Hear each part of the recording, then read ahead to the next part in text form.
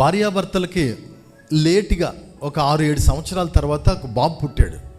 ఆ బాబుని అల్లారుముద్దుగా పెంచుతున్నారు. సంవత్సరం వచ్చిన తర్వాత భార్య అన్నది, ఏమండి మనకి లేక బాబు పుట్టాడు, మన బాబుని అందరూ చూడాలా, పుట్టినరోజు చేద్దామండి అన్నది. ఓకే, తప్పకుండా చేద్దాం. బాబుగాడి కోసం అంతకంటే ఏముంది. పాపం చిన్న జీతం, 4 లక్షల రూపాయలు అప్పు చేశాడు.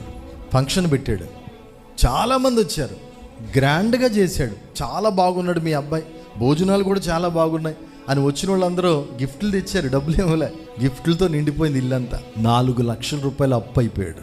తక్కువ జీతంతో చాలా కష్టపడి కుటుంబాన్ని లాక్కొస్తూ ఆ అప్పులోళ్ళకి సమాధానం చెప్పుకుంటూ కొంచెం వడ్డీలు కట్టి అలాగే జీవనోపాధి చేస్తున్నారు. మరలా 2వ సంవత్సరం వచ్చింది. భార్య అన్నది, ఏమండి బాబుగాడి పుట్టినరోజు వచ్చేసిందండి, పోయిన సంవత్సరం పుట్టినరోజు చాలా బాగా చేసామండి, అందరూ చెప్పుకున్నారండి, ఈ సంవత్సరం కూడా అలా పుట్టినరోజు చేద్దామండి అన్నది.